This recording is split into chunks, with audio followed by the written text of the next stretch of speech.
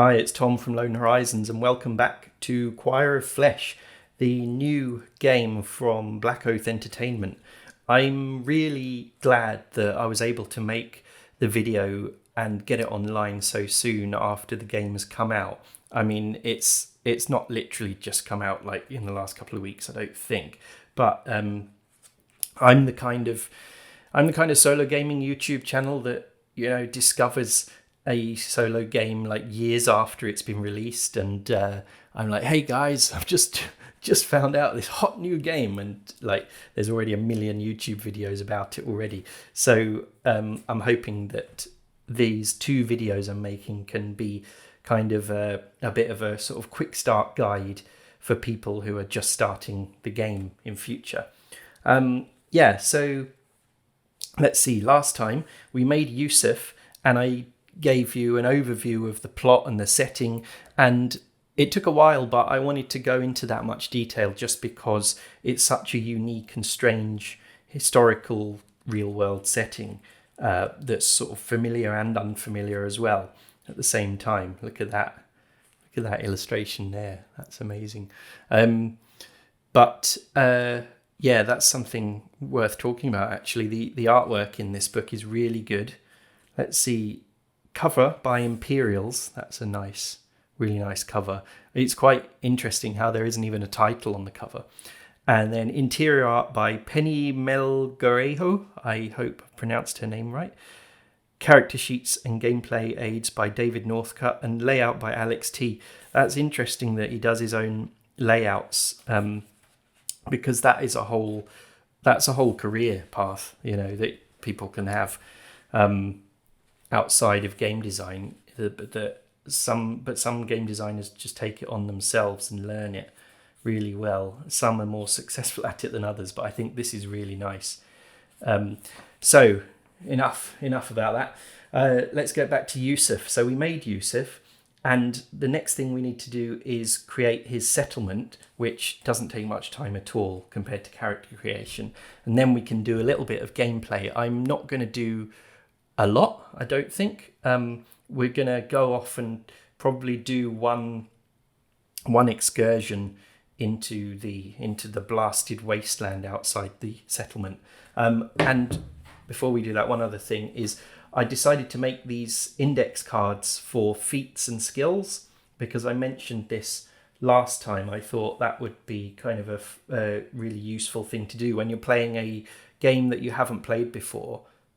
It's sometimes easy to forget about things, and I even forgot something during character creation, right? Look at this. So precision strikes, that skill, that gives him +2 to attack rolls with ranged or finesse weapons. And the crossbow is a ranged weapon, so we put the attack bonus as 3, which is +1 dexterity mod, and then his +2 from precision strikes. But then I forgot that the dagger is a finesse weapon. So that is affected by the +2 bonus. So we actually get a +3 attack bonus with the dagger, because I was worried about dagger before, like thinking if we ever get into hand-to-hand close combat, he's going to be rubbish. But actually he's got quite a good attack bonus with that dagger, so that's pretty good really. So let's see, we'll check the gameplay procedures sheet for the settlement stuff. And also, while I do want to keep these in front of me, I think I'm just going to keep messing them up and knocking them all over the desk. So I'm going to put them in a pile, which sort of defeats the purpose of having them. But I'll put them like this, so I'll see the healer feat and at least one of the skills. So yeah, here's the settlement page. So we can, we do need to generate the name. Let's generate the name first and find out what it's like, find out what kind of images that conjures up. So let's see, your settlement 31.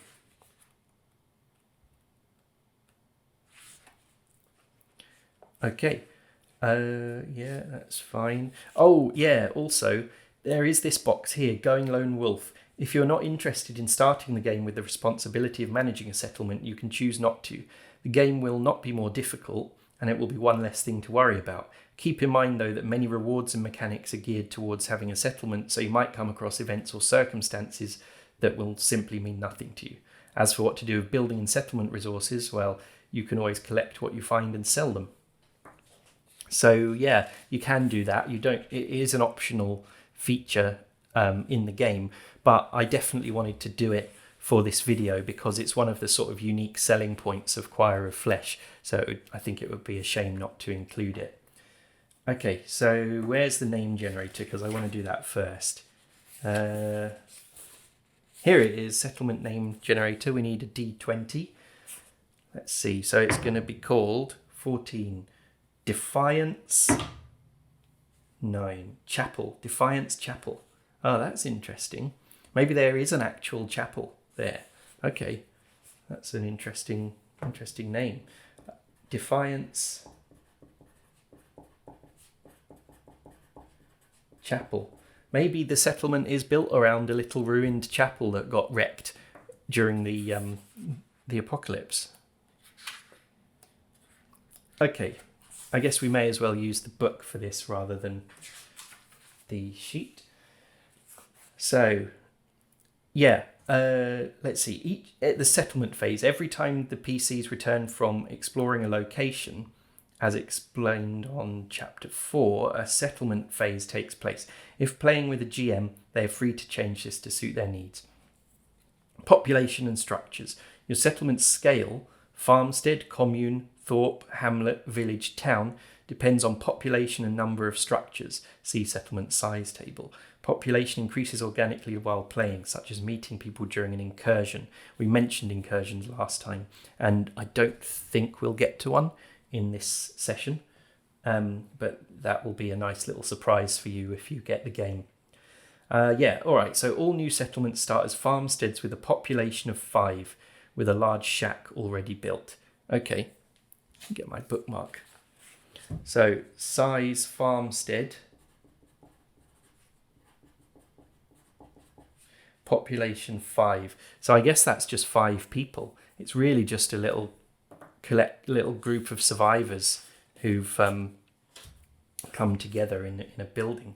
And it said it's got a large shack, right, already built.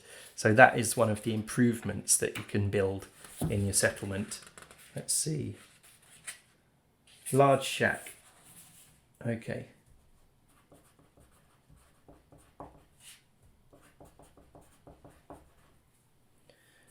Build cost 5 wood. Doesn't really matter because it's already built.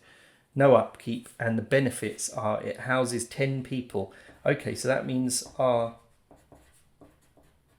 on, trying to fit this in there. That means our population can increase to 10 then, doesn't it? So, your new settlement starts with 10 food, 10 water, and D4 units of each of the other resources as well. Okay, so yeah, you collect resources and then you spend them to build new improvements, and I think you also use up food and water and things just as time goes by in the game. So what did it say? 10 food, 10 water, D4 units of the other resources. Okay, so I'll get as many D4s as I can. That's 1, 2, 3, 4, 5 different resources. Let's see. I think I've got 5 D4s. 1, 2, 3, 4, 5. Just put them into a line based on where they fell and write down those numbers. So 1 exotic, 4 metal, 4 stone, both sound useful, 1 treasure, and 4 wood. That's pretty good. Good little result we got for Defiance Chapel.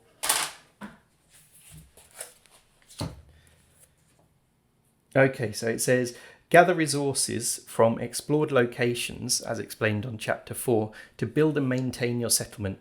New settlements have a basic storage that allow them to stock up to 10 resources of any kind, 10 water and 10 food. Okay, so we got maximum water and food. Okay, so we have a defense rating that represents how capable the citizens defending it are. I mean, all of this is probably quite self-explanatory, really. Other factions and scavenger groups will occasionally poke at your defences, seeing how much of a resistance your town will put up against an invasion. When an attack takes place, simply compare the attacking force's attack score with your settlement's DR. Whichever is the highest wins the confrontation. So if your defences hold, the attackers leave, incapable of dealing any significant damage. If their attack is successful, though, one of your improvements chosen randomly is destroyed.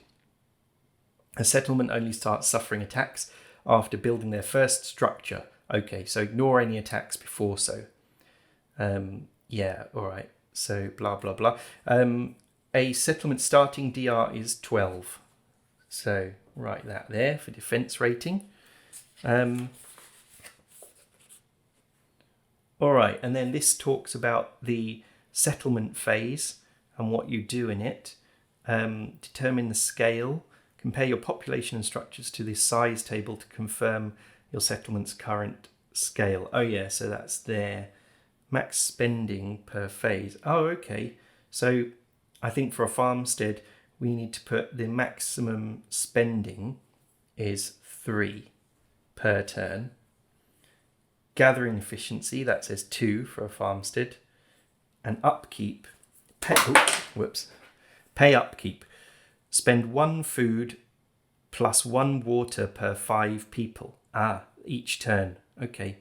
Failing to meet the demand adds +1 discontent per unfed citizen. So this is like a game of like Civilization or SimCity already on a much smaller scale. But I really like the sound of that because I haven't done much settlement building in any solo RPG.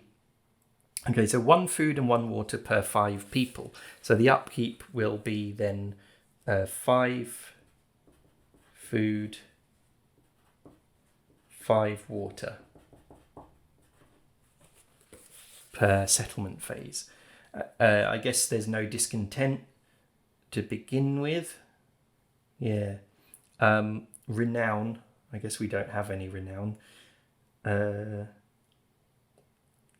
Gained from events or improvements, +1 renown for improvement built. Okay, so we do have an improvement, which is a large shack. So maybe we should just put 1 because that large shack was built. I guess that might be wrong, but we'll carry on anyway. So then here's details of what you can build as improvements, and then here are settlement events and things. You get a random event on the settlement events table each phase, right? So that's what happens each time you come back to your settlement from exploring, doing the endless travail, as the game calls it. All right, so that is Defiance Chapel. We've got that. Oh no, I think there's actually another thing we have to do for the settlement. Hang on, if I remember right.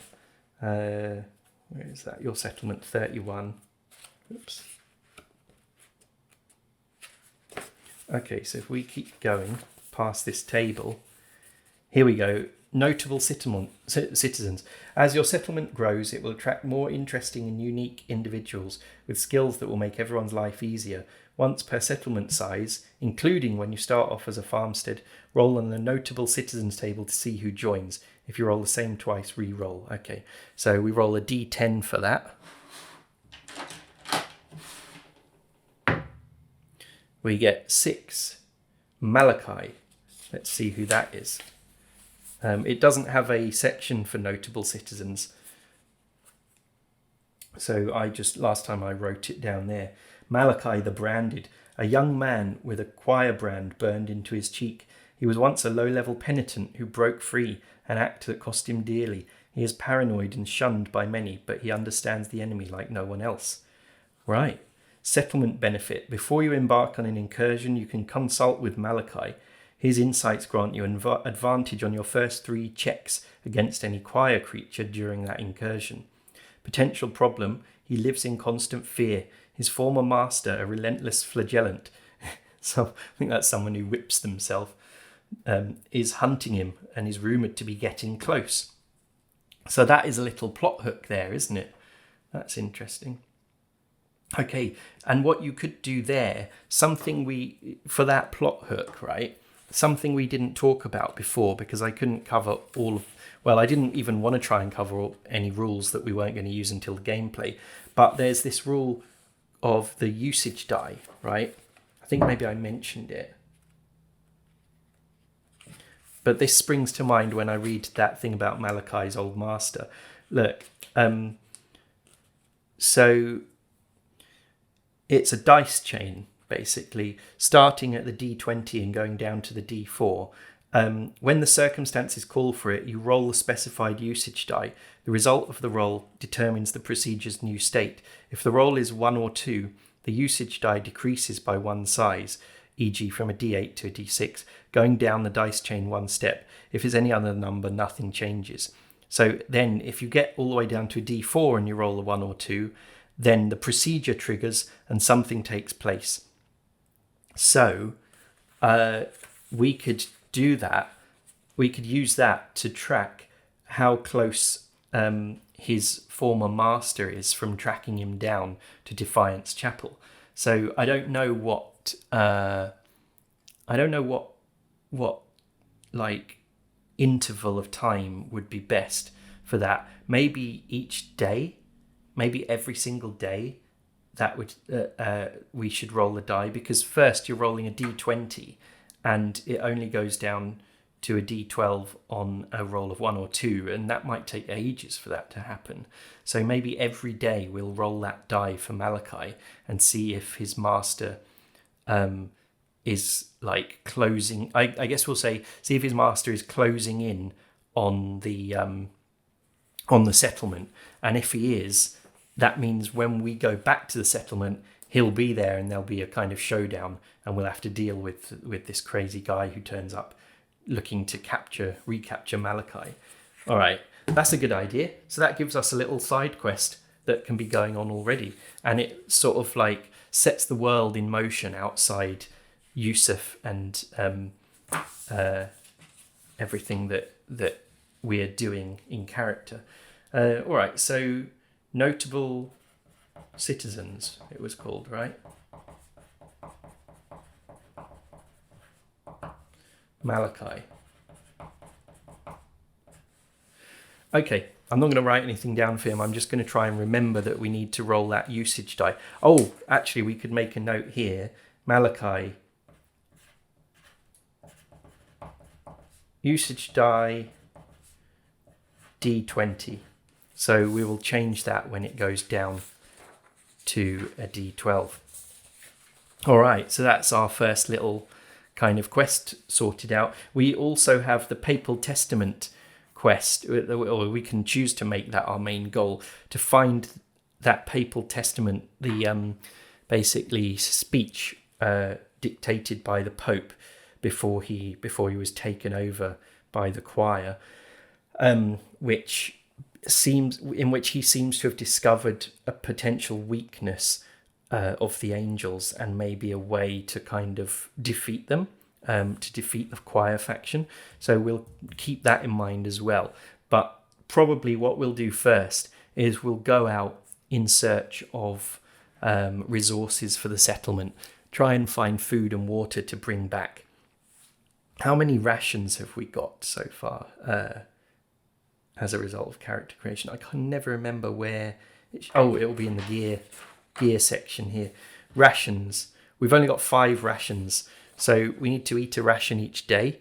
So that already gives us a bit of urgency.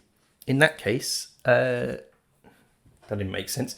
First things first. Let's go to the Endless Travail section of the rulebook. Where is it? That's Solo Narrative Tools. That is it there. A desperate search. Okay, so during the Endless Travail, right, this is you going out and doing the main game loop of exploring the wilderness, trying to find rumours, which you write down how many rumours you've collected so far here, and then going back to your settlement again.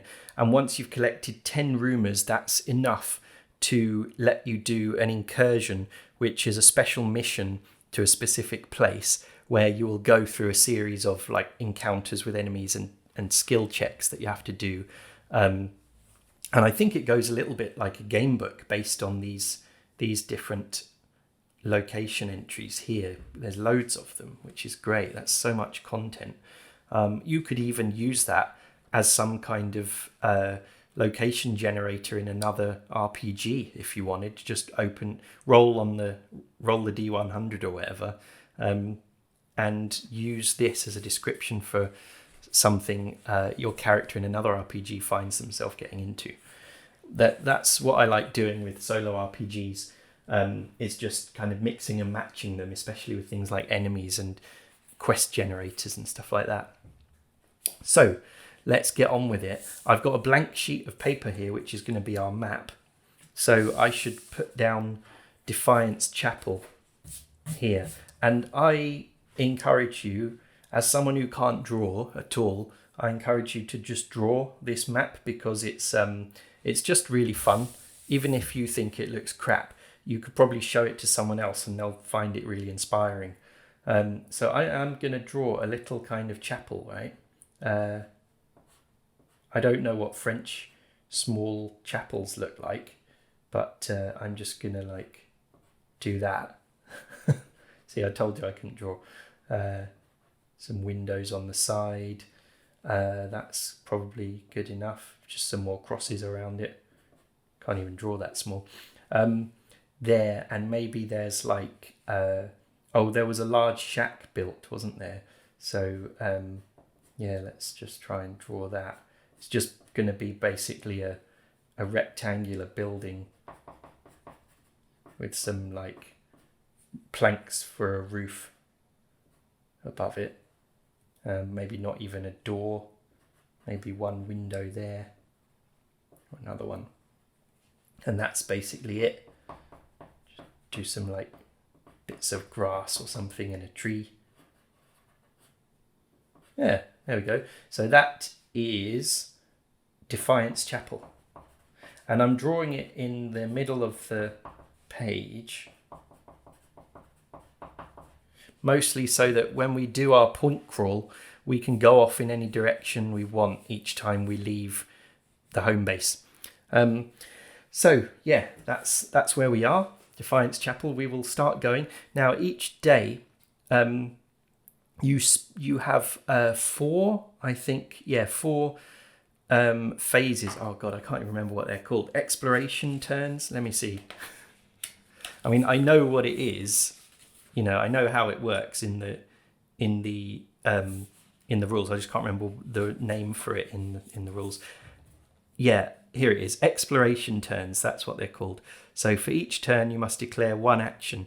Some feats, like Explorer, can grant additional turns. That's a really good feat that I took in my last character. So you get 5 exploration turns per day. So each day, each turn can be like travel, moving to the next point on the map. That costs 1 turn. Hunting and foraging wherever you are. That costs 1 turn. Maybe you can't forage. Maybe you can forage around the home base, actually, just in the surrounding area or something. You can rest, take a break to recover from injuries, sleep, or manage your inventory. And we've got this self-reflection skill, which says we can spend 1 hour at camp per day reflecting on the day's events to gain 5 XP, which is really good. So we would use that then in the rest turn. And gather rumours. You can spend a turn listening to whispers in the wind, speaking with lone survivors, or searching for signs. A successful average presence check grants 2 rumours. Failing still nets you 1 rumour though. Okay, and when you're resting, that's when you'll eat. You have to rest each day, otherwise you get fatigued and you get starved if you don't eat. So I haven't looked up what those conditions are. I've just been avoiding it. And then, you have encounter checks and stuff like that. So let's just do it. We're going to leave Defiance Chapel. It is the first day of our campaign, if you want to call it that. Let's go to the south. You're going to go to the south of France where it's nice and warm and sunny and British people go on holiday there. Although there probably won't be many in the year 1000 doing that. Right, so we're travelling to the next location on the map. That takes up 1 of 4 turns. Now we're here. Each time you reach a new point in the map, roll a d10. A result of 1 to 5 means you found someone or something. Okay, so that's an encounter. And then we also have to roll for where we are. Let's see. Where's that? Oh, yeah, for some reason that's here. So, yeah, generate the next point in the map by rolling a d6 to determine what you find. Okay, so we go here, we use up 1 out of 4 turns, and here is the next location. So, a d6. 1, a ruined landmark. Okay, let's see what that is. Roll on the ruined landmark table. Here it is. You roll a d20, so there's 20 potential ones. A 1, the silent mill. A watermill whose great wheel is stopped, choked with red weeds. The river beside it runs thick and slow. So it's nice. It's atmospheric. It's like a little bit of like atmosphere that you get given. I'm going to try and draw a water wheel here. This is really bad. I'm so bad. Like, this is supposed to be like a kind of side view of it. There we go. There, and then there'll be like spokes of the wheel. Here's a building next to it, the mill building. I guess that would be quite tall because there'll be some kind of apparatus in there for milling, grinding up corn or whatever they're using it for.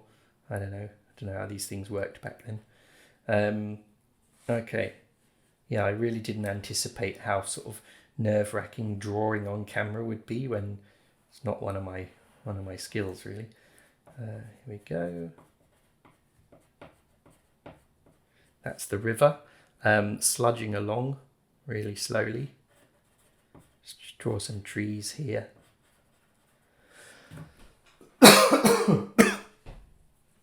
So that is the silent mill. There, we have reached the silent mill. And now we roll to see if we get an encounter. I think that was a d10. Let's see. Let's look for the endless travail on here. Here we go. This is useful now for actually playing the game. So, yeah, we got the ruined landmark. Roll a d10. A result of 1 to 5 means you encountered something. 2, yes, we've got an encounter. Roll on the encounter table. What was that? Page 102. All right. Encounter at the silent mill.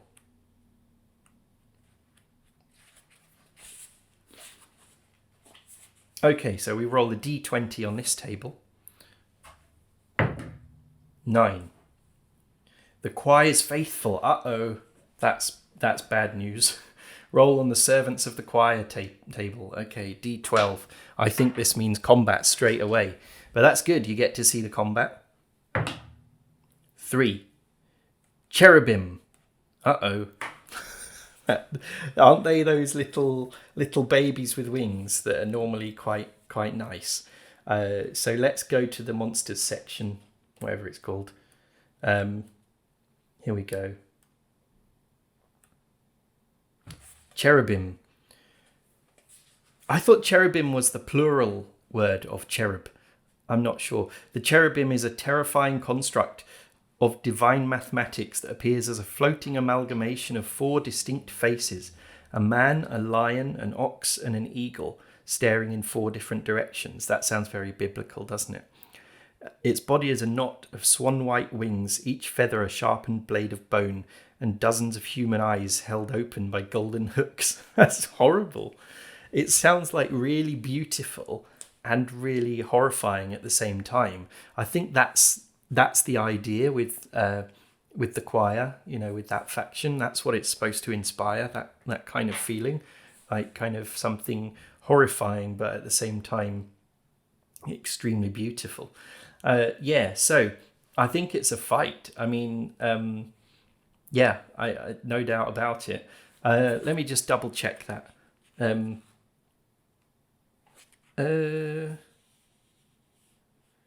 I mean, they basically attack everyone who hasn't already been sort of petrified by the heavenly singing that's going on everywhere. Because we're not supposed to be here. We're supposed to have been kind of, engulfed into one of these two factions. So we're enemies to both of them. All right, so it's going to be a fight. So we will put a bookmark in there for the cherubim, and we will go to the combat rules, which I think are, where are they? Here? Yes, all right. Now, I have done a couple of fights in my game that I played recently, but I can't remember everything. The main thing to know about combat in this is it's a D20 based system, like D&D, but there's only player-facing roles, which means the enemies don't do anything themselves. I mean, that's a bad way of putting it. If you've played Ironsworn or Starforged, it's like that. All the rolls that you make as the player are for things that your character is doing. So when you roll to attack, that's you attacking. But when it's the enemy's turn, the enemy doesn't get a turn. You just roll for your defense against their attack. I wasn't sure what to make of that at first, but then I remembered what Ironsworn was like and playing that, and it made more sense. So first thing to do is you get out your combat grid. It looks like this. It's a 5x5 grid. Let's go to the combat bit here as well. Whoops. Now I need another bookmark. There it is. Combat. Okay, so let's just go step by step through the combat step-by-step guide. Determine the encounter's difficulty by rolling on the table on page 174. This can potentially modify their stats and injury track. Okay, I'm going to just make notes on this grid here. Or maybe I shouldn't, in case we get another fight in the same session. So let me get a scrap of paper. Here we go. I'm going to write down cherubim.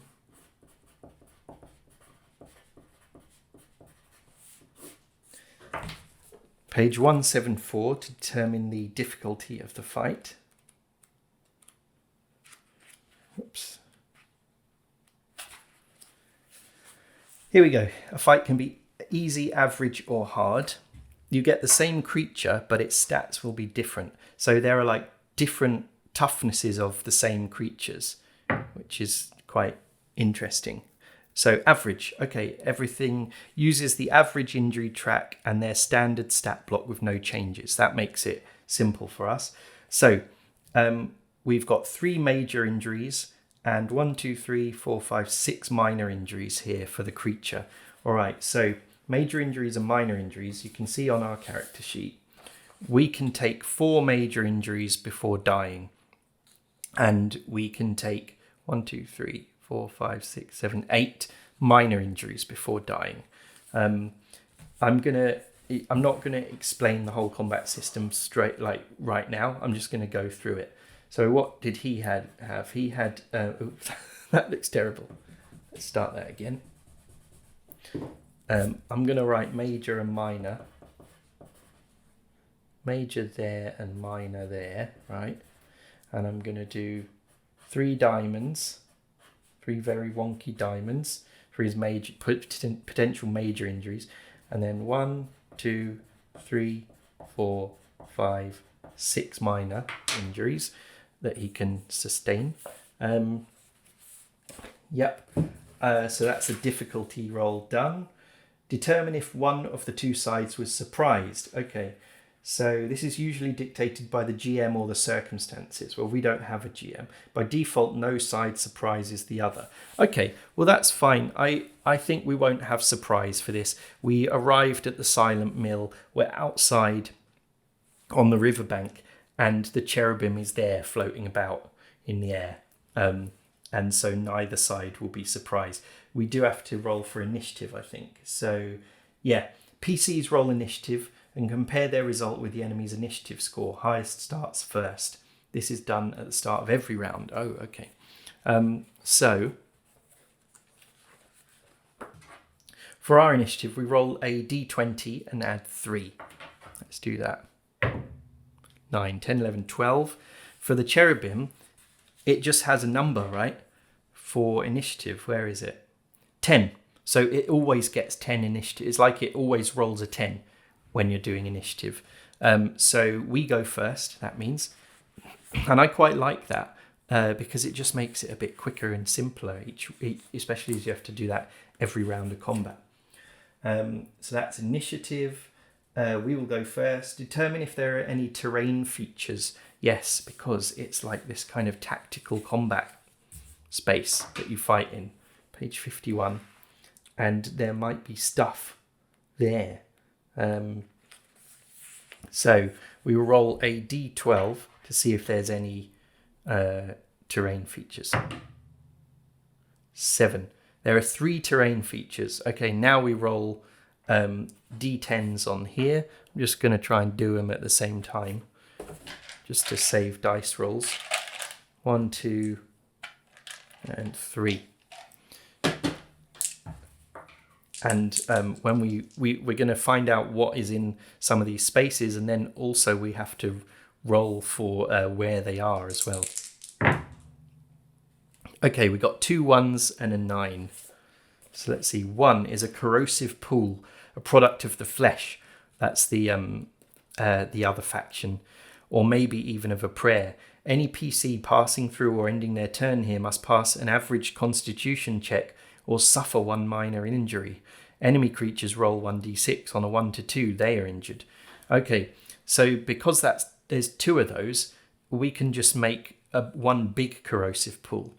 And the other one is 9 to 10, cover. A ruined wall, a large stone, a tree, or some sort of flesh feature. This feature serves as cover, explained on page 53, and interrupts line of sight, as explained on page 52. So that could be maybe a bit of the wall, like that. Maybe there's a little stone wall around the mill building, and that's what the cover is there. So now I think we roll d5s to select the rows and columns. Oh, maybe they won't. It could be 2 corrosive pools because we don't get to choose where they are. They might not be next to each other. Okay, so the first corrosive pool is at B3. So I will just draw a picture of it, right? Or maybe I should get a bit of paper and stick it. Should I do that? Should I just write on this sheet? Yeah, let's just write on the sheet and rub it out after if we need to. So here's a corrosive pool. Horrible.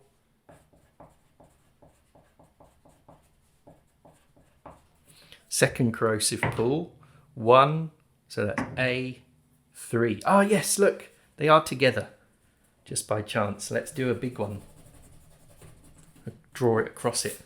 It's like just a big pool in the ground of acid. Or something like acid. So that's corrosive pool. All right. And then the bit of cover, that is 3. So that's C2.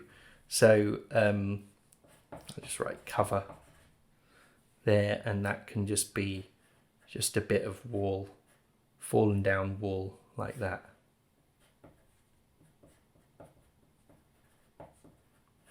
I don't know what I was trying to do perspective drawing there and it went wrong.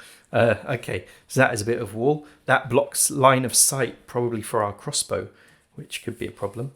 So that's the grid done. Terrain features, deployment. Okay, if the player party surprise the NPCs, they can choose which side to deploy on after the NPC's deployment side has been determined. We didn't. Otherwise, roll a d4 to determine each party's deployment side. Okay, and it's northeast, southwest. Okay, combatants are placed on the first square row of their side. If the first row is full, place them on the second, and so on. I won't place anyone in the corrosive pool. That seems like you wouldn't just walk into it, right? Okay, so this is for me. 3. So that is north, east, south. So you go in the first available square. So that's there. For Yusuf, let's use this die to represent him. And then we'll use like this fiery die to represent the cherubim. 4. So the cherubim will start on this side, and the first available one is... Oh, would it be there? What does it mean? Let's see. Characters on the grid. Blah, blah, blah. Place them randomly by using the following method. Yeah, we've done that. Deployment. Combatants are placed on the first square row, the first row of their side. Okay. Yeah, so it's that one, isn't it? The first row. Okay, so he's there. This is good for us that he's that far away because we've got our ranged weapon that we can shoot at him. That's great. So we've done deployment. We're ready to go. Enemy creatures activate from bottom to top, west to east. I think that's if there's more than one of them. Determine the enemy's target using the table. Well, there's only one of us. Yeah, all right. So I think we're ready to go into the combat now. So to do an attack, this will sound familiar to any D&D fans.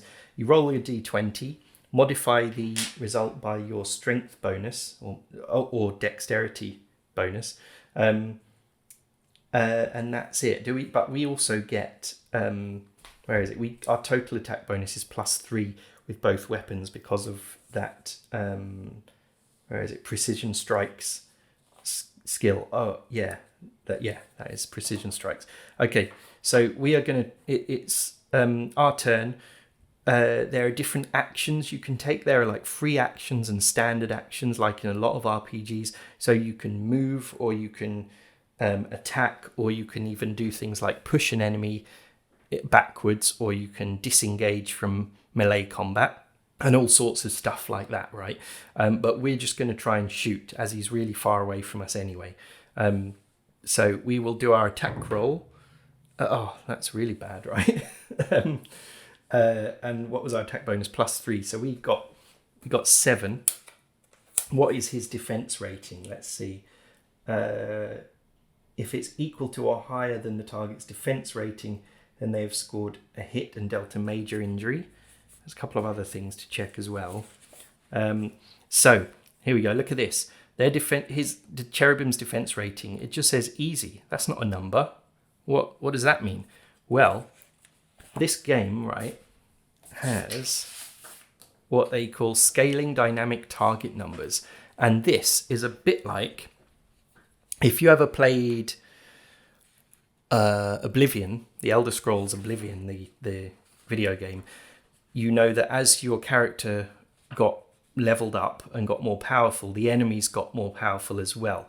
And eventually in that game, if you were a thief and you hadn't focused on your combat skills and your sneaking skills, you could be killed by a giant rat when you were like level 100 in a couple of hits. But I don't think that happens in Choir of Flesh. It just gives you this sort of, basically it's like a sliding scale of target numbers to hit in combat and with ability checks and stuff, skill checks, for depending on the total modifier that you've got, you look up the number. Basically, I'll just show you how it works. So our total modifier is +3, which is our attack bonus, right, with the crossbow. So +3, right, that's there. He is easy to hit. So that tells us we need to roll a 10 on a d20 to hit him. And unfortunately, we missed with our crossbow. I wonder if there's ammo in this game. So I'm going to put DR 10 for him, defense rating 10. So I don't have to keep looking it up on that table. I've shot the crossbow bolt, but do we have to track how many we have? Ammunition 214. Oh, I bet we do, because there's so much sort of like survival gameplay in this game. I wouldn't be surprised. 214 crossbow. Let's see. Ammunition, bolts. Oh, crossbow bolts cost 5 rations. So that doesn't come with bolts. So he actually, let's see, how many rations does he have? He's only got 5, so he can't even. Oh no. All right. So that means because we need bolts for the crossbow, you know what? I'm gonna house rule. You get some bolts with the crossbow when you buy it, just to keep things simple. Because if otherwise, then I have to figure out starvation rules and all stuff like that.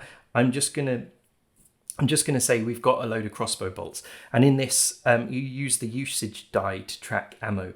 So based on what it says here, so when you spend 5 rations on bolts, that increases the usage die by 1 stage. So we are at D20 at the moment on our usage die for our ammo for the crossbow. So that means now that I've shot one, I have to roll the usage die, and if we get a 1 or a 2, it goes down to a D12.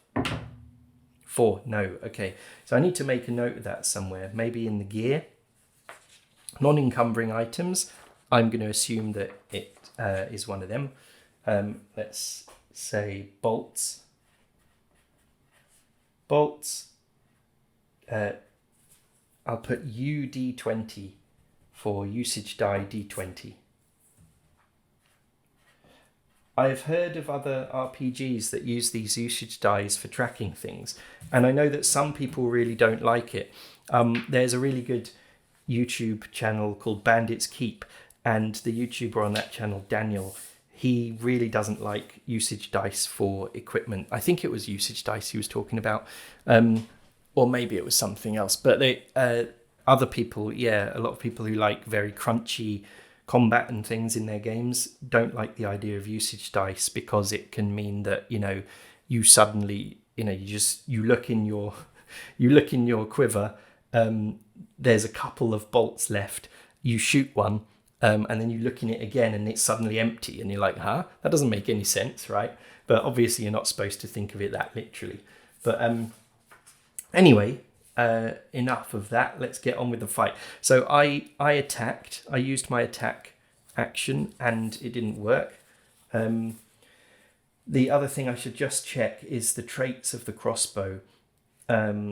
Range is 4. 1, 2, 3, 4. Okay, that's fine. One of its traits is slow. So let me check that. Where was the gear section? Sorry about this. I'm not, I have played it for a few hours, but I'm still not up to speed with it, really. Melee weapons, ranged weapons, 2-on-1. This weapon isn't the fastest to wield, reducing a character's initiative by -2. Okay, we'll just remember that for the next round, okay? All right, so we've done our attack. I don't think there are any other actions I want to take in this turn, because we're already basically as far away from him as we can get. Let's see.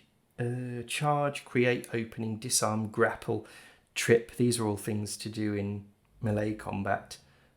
Use an item. Okay, we don't have an item. All right, you get 1 free action, like speaking a few words, dropping an item, or swapping weapons. Okay. That's fine. 1 reaction that you can make as a response to another creature's action. They usually require a trigger. And 1 standard action. Okay, I think we'll say that's the end of our turn. So now we need to roll for our defense against his attack. So, but before he attacks, we need to determine what he does. Because if you look at him right in here, he's got a standard attack called Geometric Blast with a range of 3, 1, 2, 3. Or he's got a special attack called Astonish with a range of 3. I didn't know he was a ranged fighter. That's annoying. So I suppose what he will do, he can move 2, is he'll move into range so that he can do one of his attacks. But firstly, what we do is we go to the back of the bestiary chapter and we will determine what he's going to do. Oh, where is it? I thought it was at the back of there. Maybe it's at the back of combat.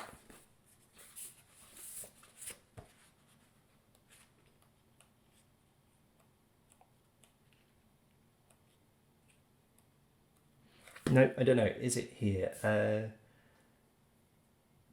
Page 173. I don't know where that is. Oh, it's at the start of the bestiary. Okay, so here's how you roll for who it targets, but there's only us. Here we go. Here's what we do. If it has suffered no major injuries, we roll on this table. So we do a d10. 10. It's going to do its special attack. Uh-oh. So that means it will first need to move into range. So, oh, that's it, isn't it? I was pointing at that saying that was us. So it's going to move 1, and then 1, 2, 3. Now it's in range. And its special attack is Astonish. The target must pass an average con check or be stunned. Okay, now when it does that, does it need to roll? I think it needs to. We need to do a defense roll anyway before it gets to do its special stuff, right? Yeah, this says if their action is an attack, they do not roll any dice. Instead, the target PC rolls d20, adds their DR, my DR, and compares it to the attacker's attack value. All right, so firstly, let's check his attack value. His attack is going to be hard, all right? And on here, what is the total modifier going to be for us? That is our defense rating. It's 2. So we look that up. 2. For hard, that is 14. So his attack value is 14. Here he is. I'll write AV, attack value 14. So we are defending against 14. So we roll our d20 for our defense. 18. And we add our defense rating to 20. We roll the 20. So that is over its attack value. Yeah, if the result is equal to or higher than the attacker's attack, they have managed to avoid a major injury, but might still suffer a minor injury, see below. Okay, if the result is lower than the attacker's attack, they are hit and suffer one major injury. So I guess, yeah, let me see. I don't think we're going to get a minor injury from this anyway.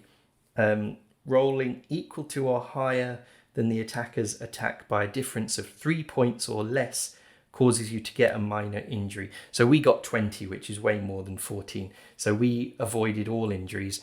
And that must mean we've avoided his special Astonish attack because he didn't make a successful hit.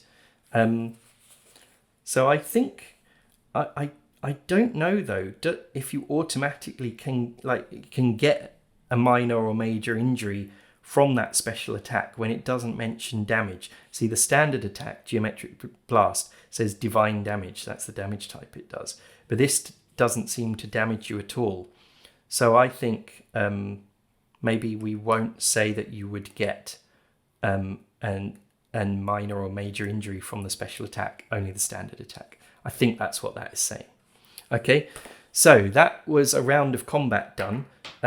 He's already moved, so he's not going to do anything else, I don't think. That was quite complicated, right? It involved looking stuff up on this weird dynamic target numbers table, but you only have to do that at the start. Yeah, it is a bit strange.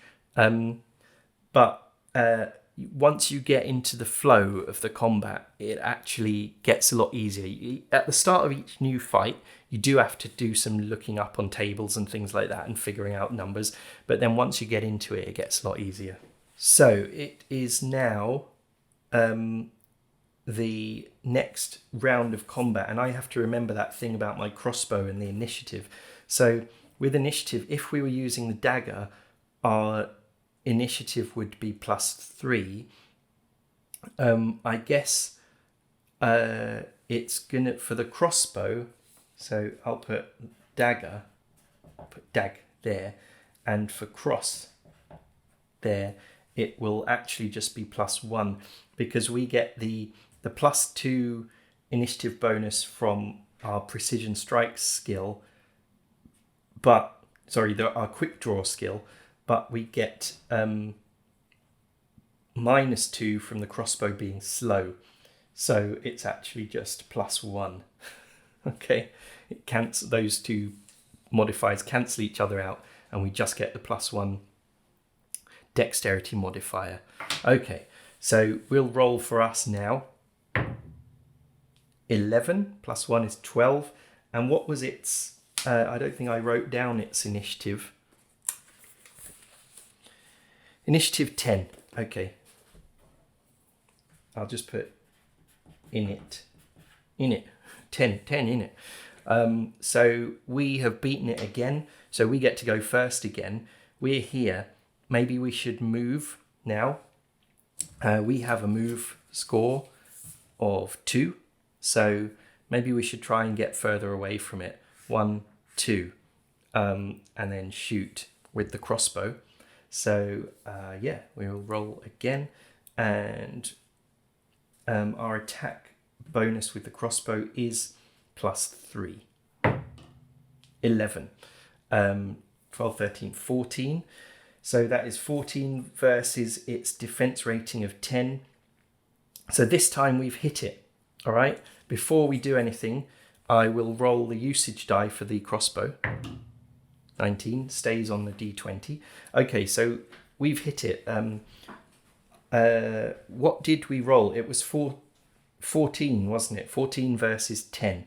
Okay, so rolling equal to or higher than their defense rating deals 1 major injury. All right, so we've done a major injury on him. So we can fill in one of these, right? And if we fill in all of these 3, he dies. If we fill in all of those ones, he dies. So this could actually be quite a long fight.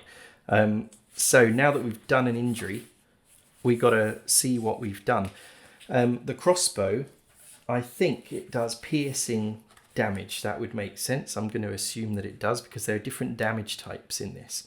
So we've done a major injury, corrosive, divine. See, these are all the different injury type tables. Piercing injury, we'll roll a d8. 6. Deep wound, the target is bleeding. Great.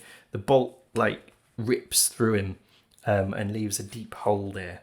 And blood, weird golden blood starts pouring out. Liquid gold starts pouring out. So where are the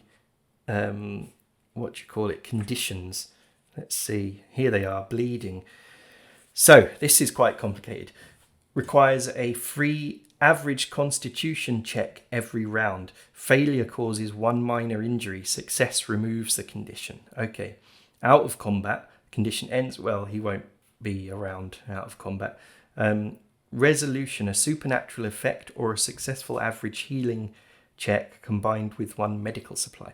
Okay, so does he have a constitution stat then? Yes, his constitution is easy.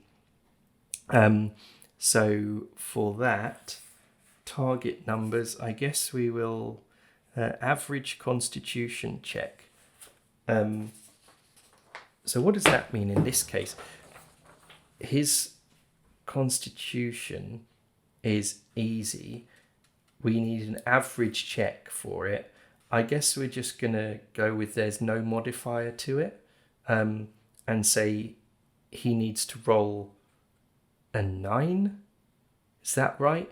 I think he gets to roll a die and he doesn't get any modifiers because he doesn't have like a constitution number with a modifier like we do.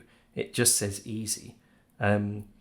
So I guess, yeah, he will roll next turn. He'll roll a 9. If he rolls a 9, he successfully stops his bleeding. But if he rolls under a 9, then he gets a minor wound next turn, which could mess him up if he gets more minor wounds in the same turn as well. All right, so that's our turn done. We moved and we attacked. Now he's going to have his turn. He's got a range of 3. So 1, 2, 3. He can still hit us from there. Do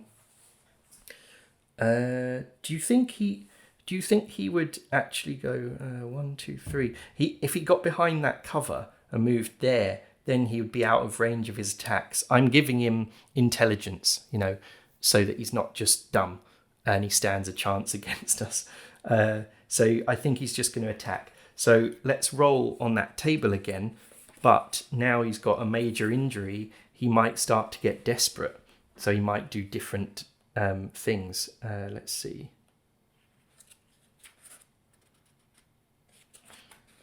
Where was? Oh, it was 172 or something, right?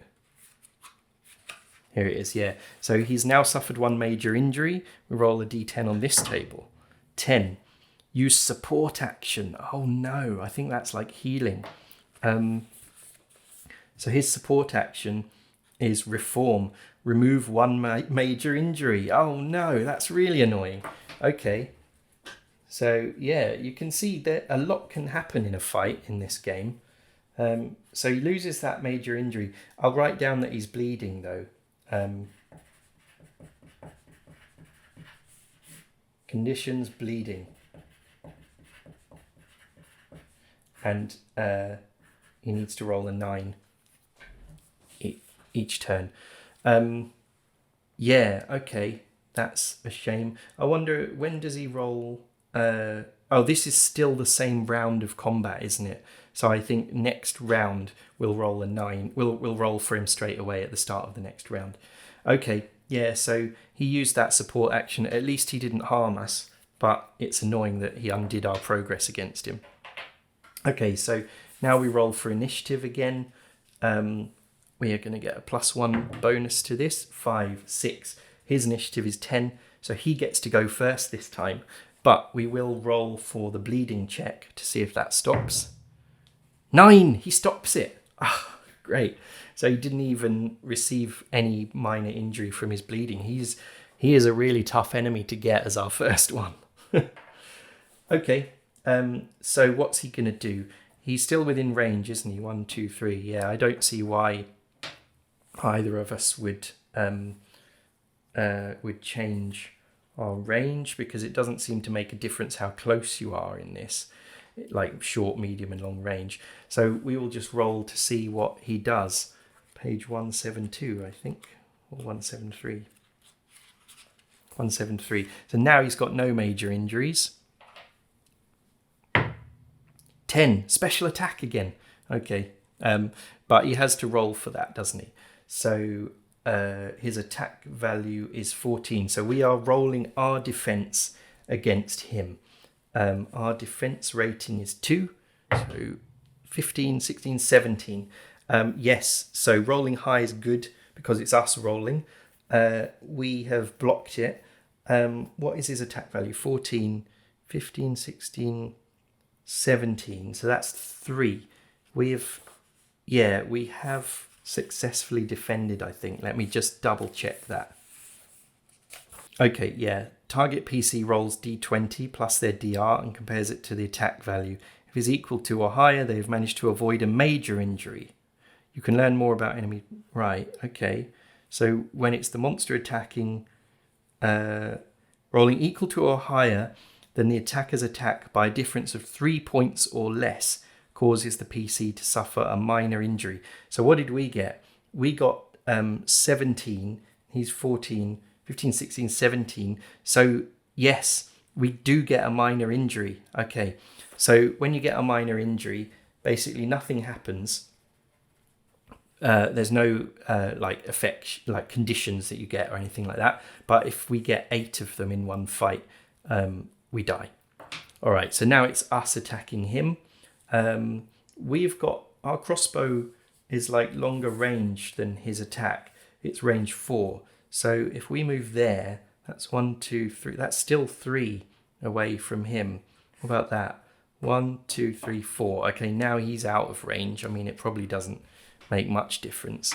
It's important to note that we do have the option of running away because we're not engaged in melee combat with him. But for now, we'll do this. We'll shoot from here, and we're gonna roll for our attack. So that's really bad. That is 4, so 7, and his defense rating is 10. We have missed. Hang on. But rolling under his defense rating by a difference of 3 points or less causes a minor injury. That's not too bad. So he gets a minor injury at least. So the important number to remember is 3. When you're making an attack or defending from an attack, if you succeed by 3 points or less, a minor injury happens. And let's roll our usage die for the crossbow. That's fine, still on D20. His condition of bleeding can be erased. And now he will attack us. Shame he doesn't have ammo. Okay, 9. We add our defense rating, 10, 11. And his attack value is 14, 11, 12, 13, 14. So that's within 3. We do get... I didn't roll to see what he does. Okay, scratch that. We're going to roll to see what he does first. So we will roll a D10 on that tape. I should really have printed that table out, shouldn't I? Because we have to turn to that page every round of combat, and it's really slowing everything down. I can bookmark it though.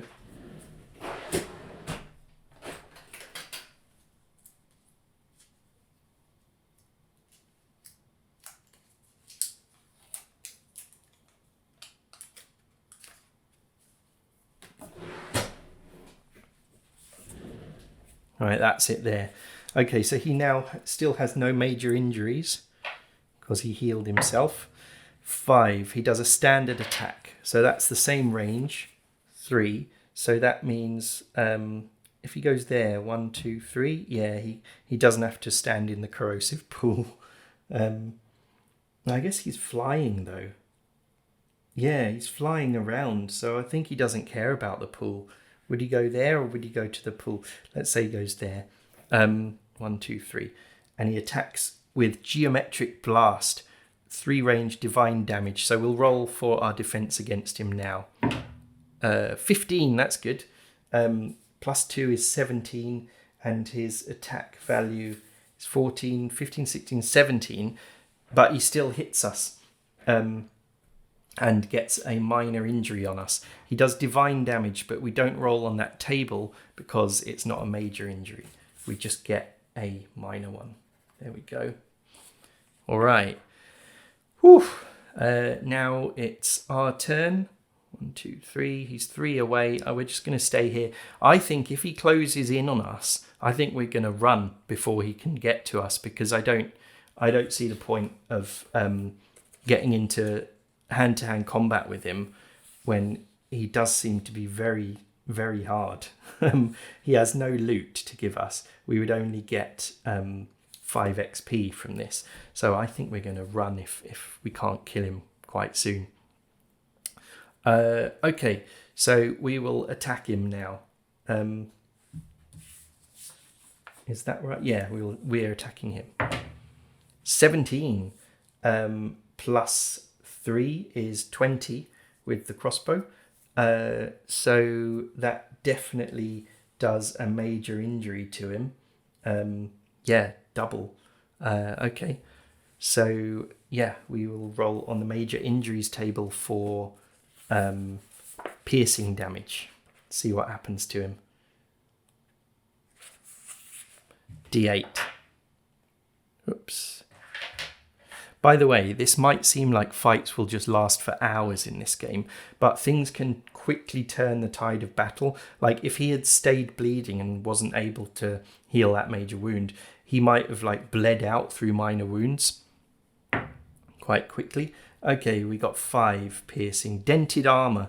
The target's DR is shifted down until the end of combat. Okay, so shifted down means his defense rating, if we look here, is easy. So he goes down to very easy. So with our attack bonus being +3 total modifier, on the scaling damage table, scaling dynamic target numbers table, very easy would be 8 instead of 10. That's great. All right, so that makes him easier to hit and easier to do major wounds too. Oh yeah, and that was a major wound that he's just received there. Good.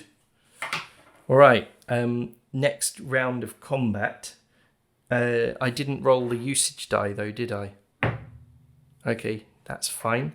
Seems like you get, the usage dice can take quite a long time to go down to the next one in the chain.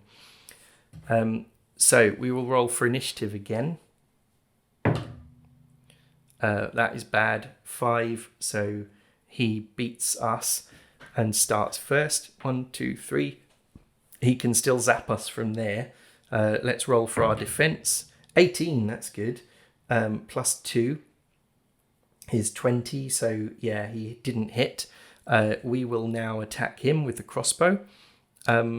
Let's just roll the usage die now so I don't forget. Okay, that's fine. Here we go. Oh, 3. That's terrible. So that is a 3, 4, 5, 6. Oh, but so because we've got 6, that is within 3 points of his defense rating, right?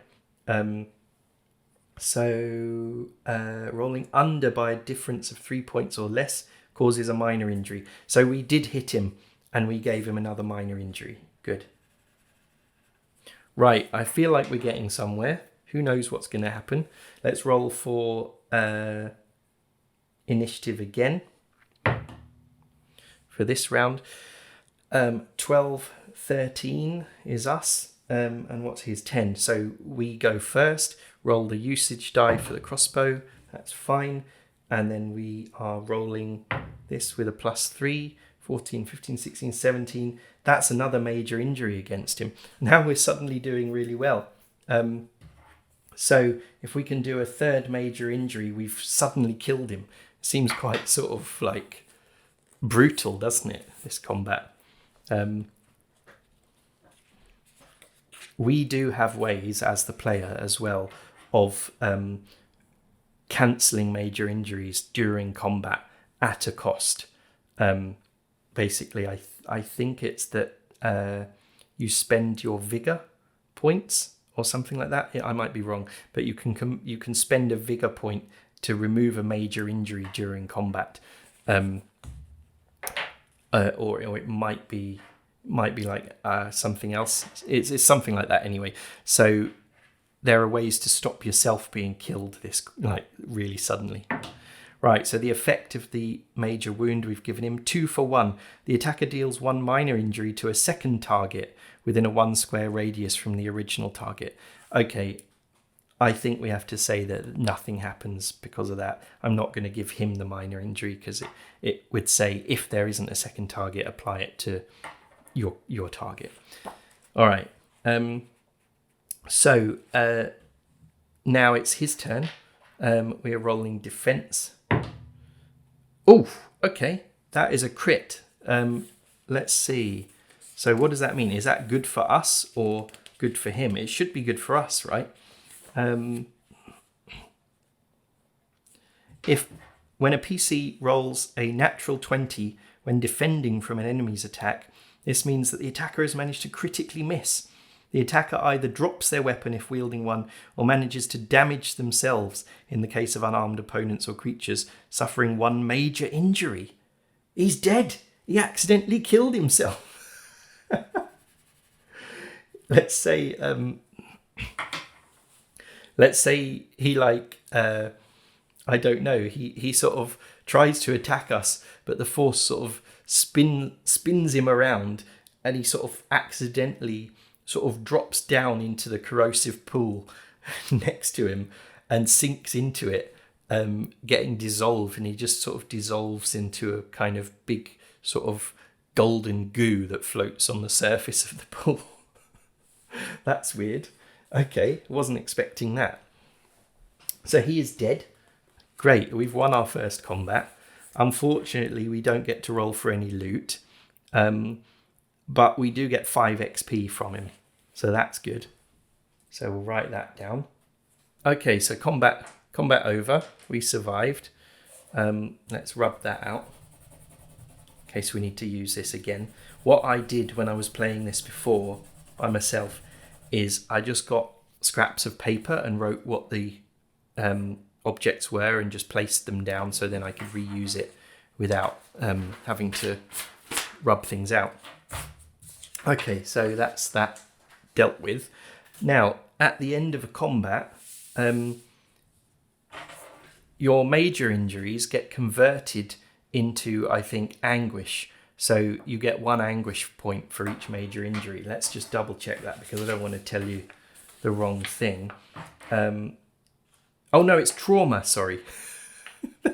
You don't just have anguish in this game, you also have trauma. So you write your notes in there, and you also might get, I think, a like lasting condition or something as well. I'm not quite sure. I can't remember off the top of my head. But minor injuries, they just get wiped. That's just basically like cuts and bruises. So it's not anything that is enough to affect you in the next combat that you have, basically. So we go back to full health. It's kind of an interesting way of thinking about your health in a game. You don't have hit points that go down one by one until you hit 0 hit points and you die.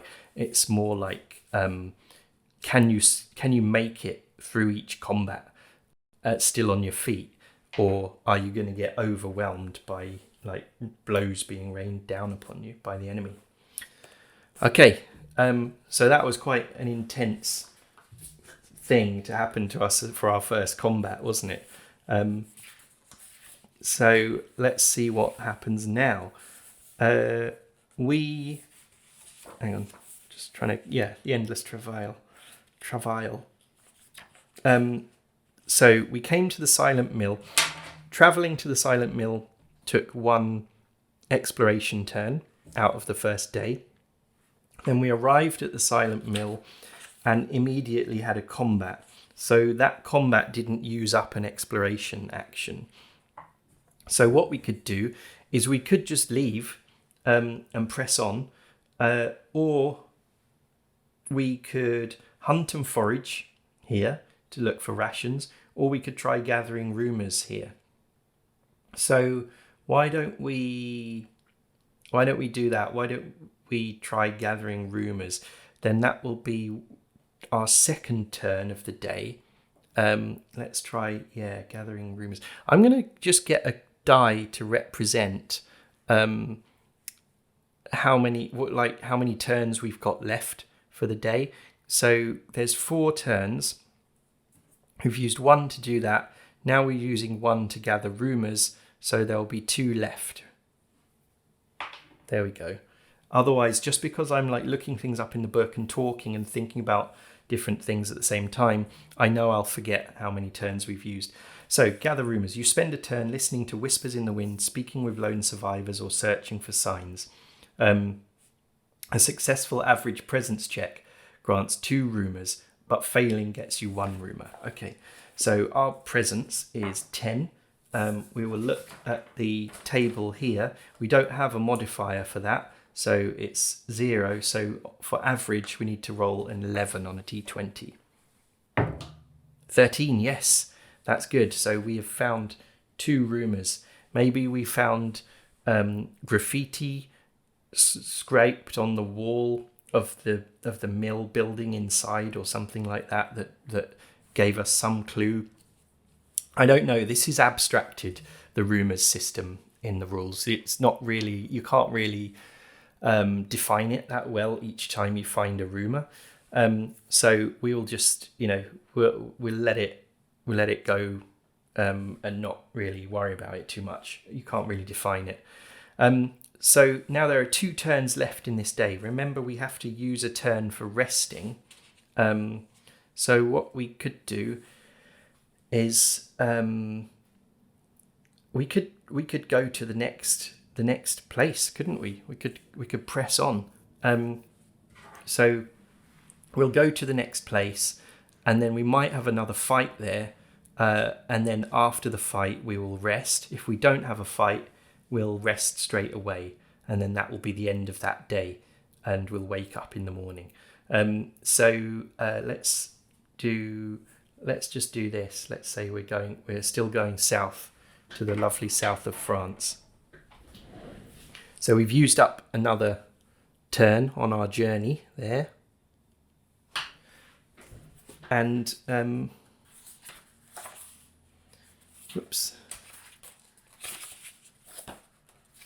Can't get to the page. Here we go. All right. So now we will generate the next point on the map by rolling a d6. There we go. 6. A fork in the road. Generate 2 new points connected to your current location. Okay. Does our current location, you generate the next point in the map to determine what you find. Oh, all right. So there isn't. So there's actually not a location there. It's just a fork in the road. Connected to your current location. Okay, I think it actually means. I think it actually means this. I'm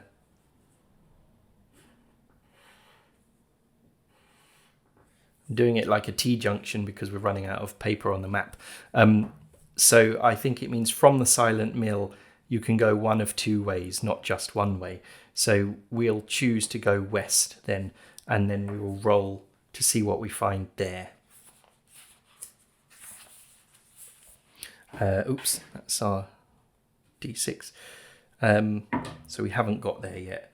1 to 3, another ruined landmark. Okay, let's roll on that table. Ruined landmarks, D20. 10. The 3-armed gibbet. A massive 3-pronged gibbet on a hill. Its cages still containing their desiccated occupants. Wow.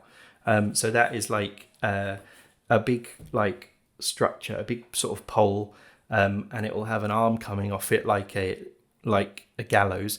But instead of a noose hanging from it, there will be a criminal in a cage. So let's draw that. Quite weird. Let's say there's a hill and it's on top of there. There's 3 of them. Okay, so like 1.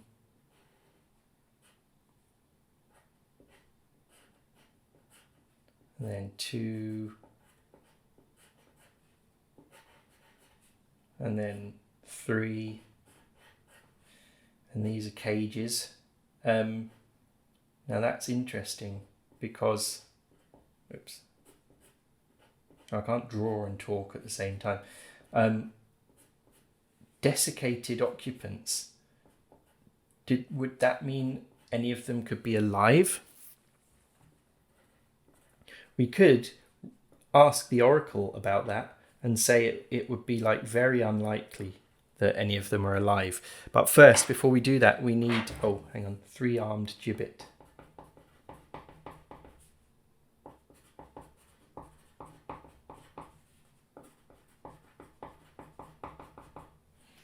Before we do that, we need to roll for encounters, don't we?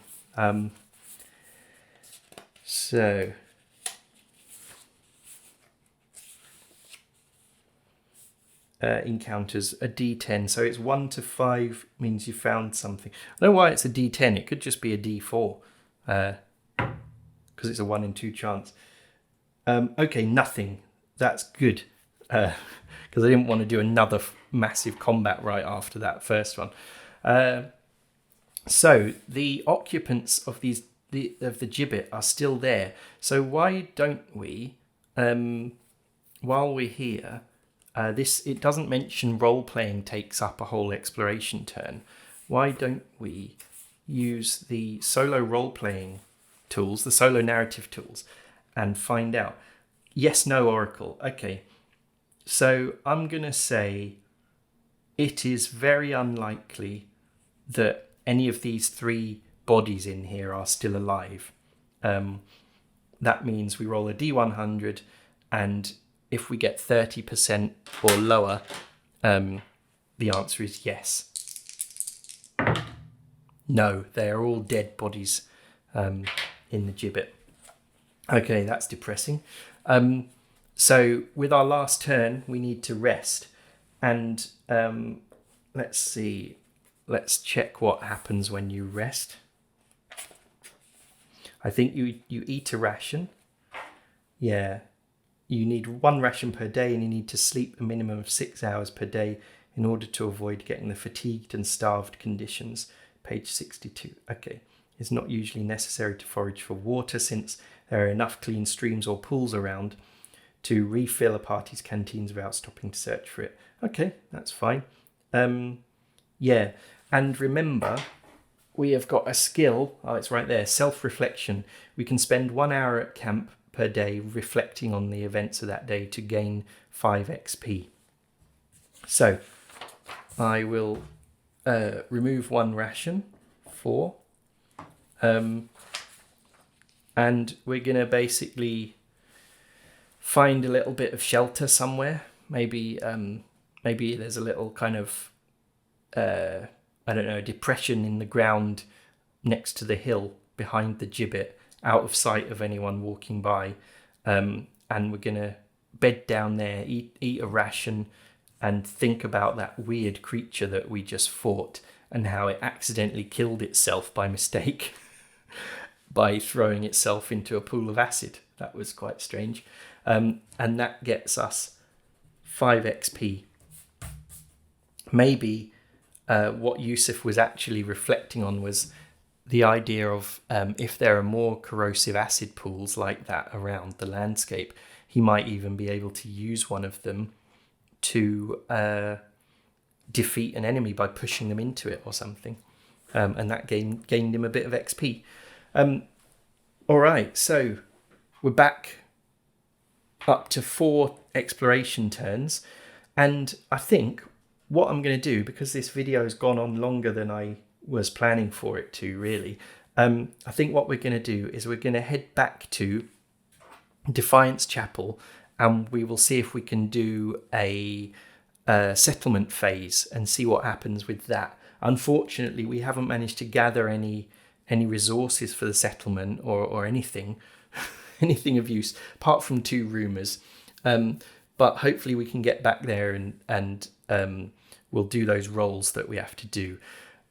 Sadly, unfortunately for us, when you pass through a location that you've already explored, you do have to still do an encounter roll to see if anything has moved in there while you've been away.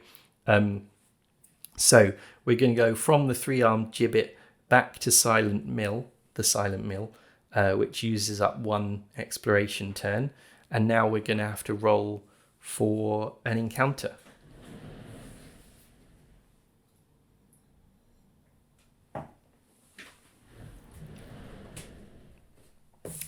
Oops. So it's a D10 and we get an encounter on a 1 to 5. 7. Phew. No encounter. So now we get back to Defiance Chapel. That leaves us with 2 exploration turns. But I'm not sure if we need to use the exploration turns while we're in our home settlement. I'm not really sure. Let's just go to the settlement section. Where is it? Your settlement 31. I think it's all in there after character creation.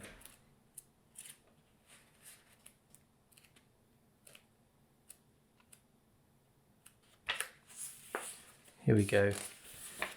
The settlement phase. All right, so each settlement phase resolve the following steps in order. A settlement phase takes place each time you return to your settlement from an incursion. Oh, okay. Well, we didn't return from an incursion because we haven't done an incursion yet. As a reminder, an incursion is a special mission that you go on to a certain place that you've learned about by gathering 10 or more rumors. Okay, you know what? I'm just going as we're trying to get a feel for the game overall, I'm going to do a settlement phase now. I'm just going to house rule it so we can see what it's like when you do get one. Okay, so compare your population and structures to the settlement size table to confirm your settlement's current scale. I don't think we need to do that because nothing has changed since last time. Where is the settlement page? It's here. Okay. Oh, and I said about Malachi, rolling a Malachi, a usage die to see if Malachi's former master has got any closer to the settlement. And I said we'd do that once per day. So we had the end of the day, didn't we, just now, when we were camping by the three-armed gibbet. Let's roll the D20 usage die for that. No, it stays on a D20. Okay. Pay upkeep, population upkeep. Oh yeah. So we've got our upkeep here. We need to use up 5 food and 5 water. Oh, I see. This is probably why you're only supposed to do it after an incursion, because if we were using this much food and water every single time you came back, then it would you would run out of food and water very fast, I think. So bear that in mind. We're just doing the settlement phase just to experience what it's like here. Structure upkeep. Pay the costs listed for each building. Failure to pay a building's upkeep disables it until the next phase. So upkeep for a large shack is actually nothing because it's just a building. It's just a wooden shack that just sits there, isn't it? Then discontent and renown. Discontent is gained from unmet needs. Every unfed or unhoused citizen adds +1 discontent each phase. High discontent reduces population. Renown is gained from events or improvements, +1 renown for improvement built. And compare totals. Okay, so none of that has happened. Gather resources. You are not the only one working to make your settlement work. Roll a number of d6 equal to the settlement's gathering efficiency.